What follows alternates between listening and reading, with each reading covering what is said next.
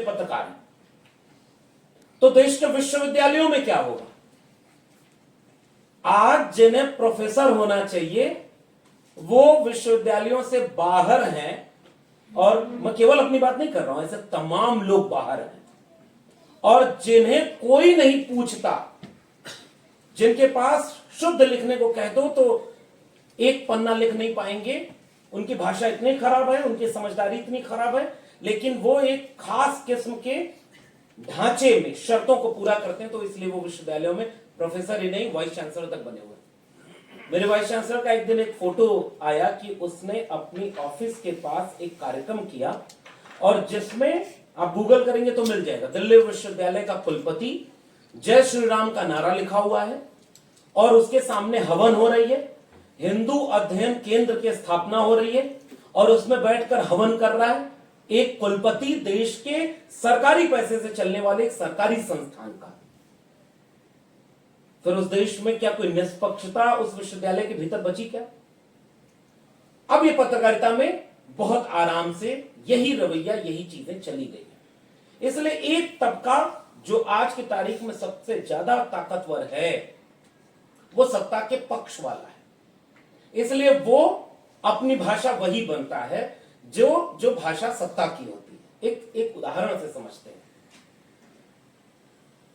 विपक्षी दलों का 2024 में एक गठबंधन बना और उसने अपना नाम रखा INDIA, सोच के रणनीति बना के उसने उसका नाम क्या रखा? इंडिया।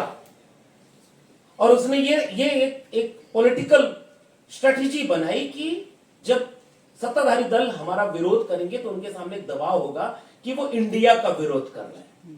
भाषा से खेल कैसे होता है, इसको आप इस तरह से उदाहरण से समझें। फिर सत्ताधारी दल के सामने ये चुनौती तो आ गई कि बिल्कुल ठीक बात है, अगर हम कोई ऐसी बात का विरोध करेंगे तो विपक्ष वाला गठबंधन सीधे कहेगा कि देखो जिनको इंडिया से दिक्कत है वो कहां चले जाएं। अच्छा, अब आप समझ गए कि बोल रहे हैं। तो यही खेल है बस। तो सत्ताधारी दल ने इसकी काट क्या ढूंढी? सत्ताधारी दल के सबसे बड़े नेता ने, और मैं नाम नहीं ले रहा हूं, इसका मतलब आपको समझ जाना होगा कि क्लास लेने का मतलब क्या होता है।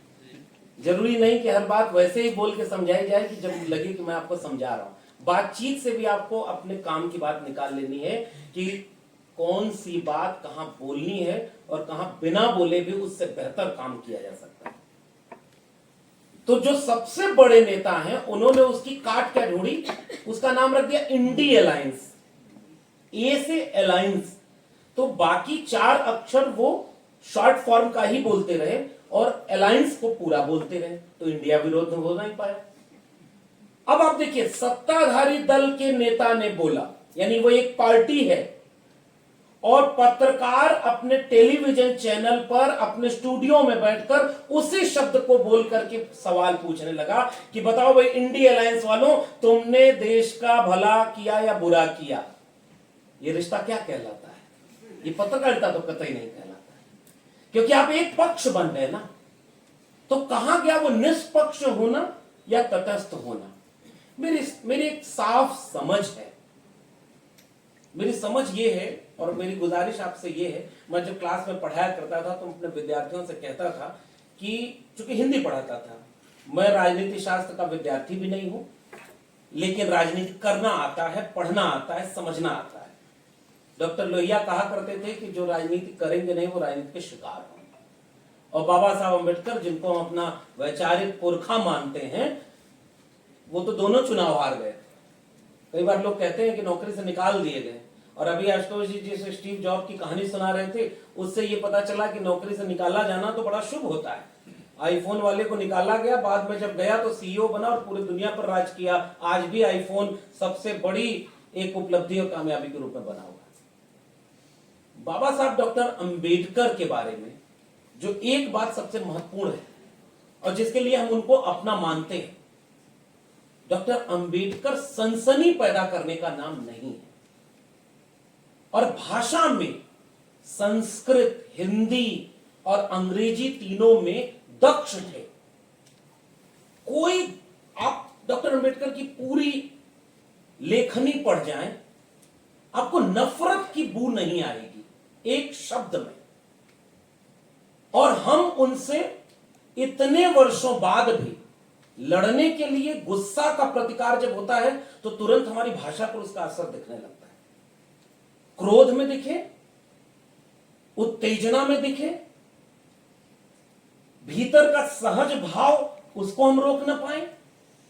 जिस दिन डॉक्टर अंबेडकर रोए थे, मैं तो उस जगह पर गया हूं, सयाजी बाग, वडोदरा, गुजरात। उस जगह का नाम वहां के लोगों ने रखा है संकल्प भूमि। केवल 10 दिन नौकरी कर पाए थे। 11वें दिन यह संकल्प ले लिया कि नौकरी हमसे ना होगी, क्योंकि इतना पढ़ने के बाद 32 डिग्रियां, 4 पीएचडी में, मैं केवल 1 पीएचडी कर पाया। 4 पीएचडी के साथ 32 डिग्री और एक भी फर्जी डिग्री नहीं। भाषा में यही खेल होता है। मैंने नाम किसी का नहीं लिया, लेकिन समझ गए कि मैं किसको कर दिया। शायद मेरी क्लास का यही एक पहलू है जिसके लिए मैं आपके सामने खड़ा हूं। बिना नाम लिए भी सबसे मारक व्यंग किया जा सकता है, और कई बार नाम लेकर के अगर वो बात बोल दी जाए तो उसका प्रभाव कम हो जाता है। अगर आपने उस बात को कहने का सलीका ये डेवलप कर लिया तो मुझे लगता है वो बहुत ज्यादा मारक हो। क्योंकि पिछले कई वर्षों से देश भर के कई कोनों में जाकर बोलता रहा हूं, और मुझे याद है कि जब आज से 2 या 3 साल पहले दीक्षा भूमि पर बोल रहा था, 14 अप्रैल का दिन था, और वो नागपुर में है। नागपुर के चंद मीटर दूरी पर उनका मुख्यालय है, जिनको आज सबसे ज्यादा दिक्कत बाबा साहब अम्बेडकर से है।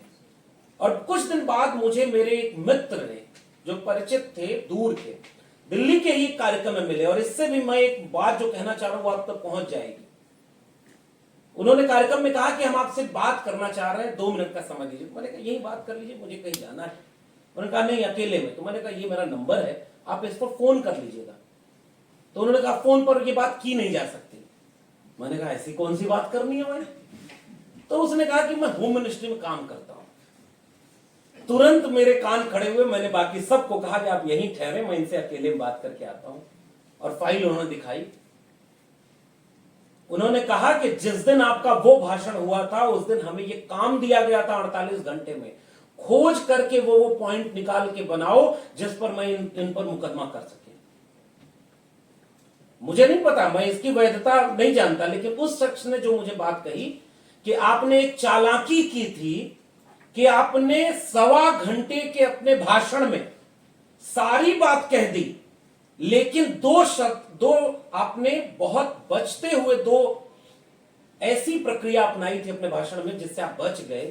पहला कि कोई भी बात आपने छोड़ी नहीं व्यंग करने, कटाक्ष करने की, लेकिन नाम किसी का नहीं लिया। और दूसरा, जब भी आप कोई बात कहते थे तो उसका रेफरेंस दे दिया करते थे। तो बात जो मेरी होनी थी वो किस पर ट्रांसफर हो गई? ज्योतिबा फूले पर, डॉक्टर अंबेडकर पर, पेरियार पर, और उन पर तो मुकदमा न तो किया जा सकता है और न भी उतनी हिम्मत है। और इसलिए मुझे वो सबक मिला। और वैसे ही मैं भाषा विज्ञान का विद्यार्थी रहा, इलाहाबाद यूनिवर्सिटी में भी हिंदी पढ़ी, पोस्ट ग्रेजुएशन में हिंदी का गोल्ड मेडलिस्ट रहा। जब तक नौकरी में था ये बात नहीं बताता था, लेकिन अब हर मंच से बोलता हूं। और क्यों बोलता हूं पता है? एक जगह मुझे महाराष्ट्र में गया था तो मुझे किस्सा मिला।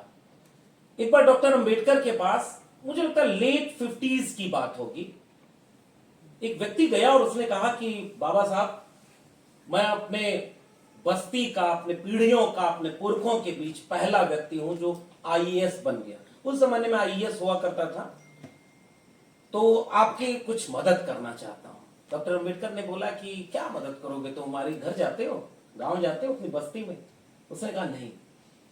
तो डॉक्टर अंबेडकर ने कहा कि हर 15 दिन, महीने पर अपनी बस्ती में जरूर जाया करना, और जो सरकारी गाड़ी मिली है, जो बत्ती मिली है, और जो ड्रेस अपना सूट बूट पहनकर, वो पहनकर जाया करना, और कोई काम नहीं, ताकि तुम्हारे समाज के लोग देखकर ये महसूस करें कि वो हमारे बीच का है, और जब वो इतना ताकतवर हो सकता है तो हम भी क्यों नहीं हो सकते।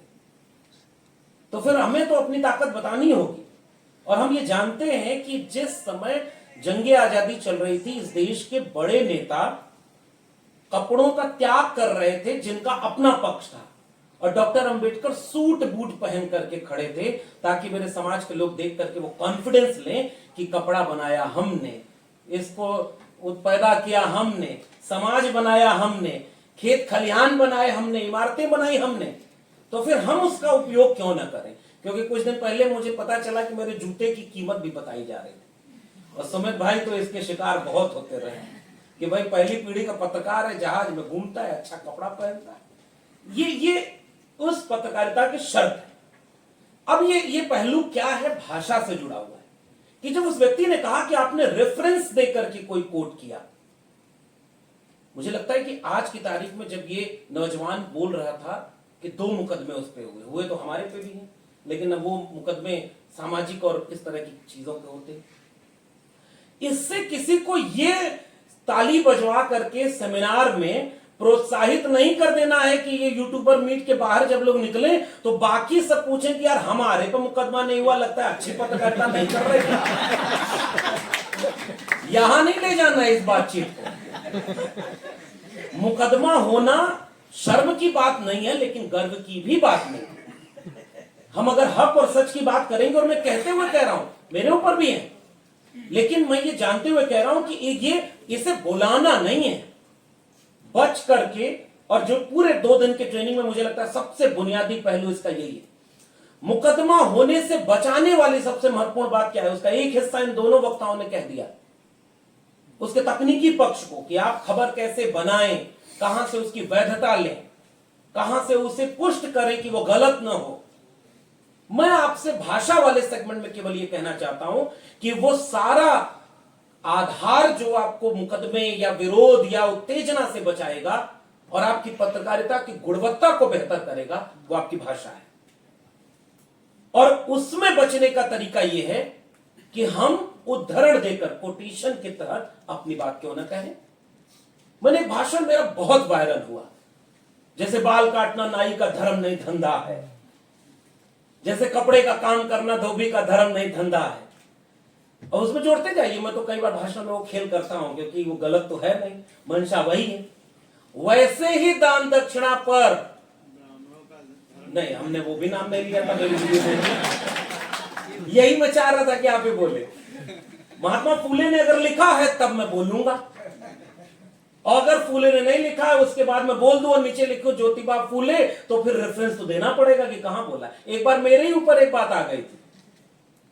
तो ये करना है कि मुझे लगता है मुश्किल से मुश्किल बात, कड़ी से कड़ी बात, सामाजिक हो, सांस्कृतिक हो या पत्रकारिता की, उसे भी अगर मौका मिले तो अपने वैचारिक पुरखों के किसी किताब से, किसी उद्धरण से कोट करके क्यों ना अपनी बात कह दी जाए, और जो बात आपके ऊपर नहीं आएगी अपने उन नायकों के ऊपर आएगी जिनकी मूर्ति पर माला वो भी पहनाते हैं, जो आपको जेल में डालने की बात करना चाहते हैं। और दूसरी बात कि बिना नाम लिए भी बहुत कुछ कहा जा सकता है, इसलिए मैंने जो बिंदु बनाए हैं उसमें यह है कि खबर क्या है ये पत्रकार आपको बताएंगे, लेकिन खबर कैसे कहनी है, कैसे उसको लोगों के बीच कहना है, उसे तो आपको तय करना होगा, वो डेवलप करना होगा। किसके लिए खबर बना रहे हैं। अगला बिंदु,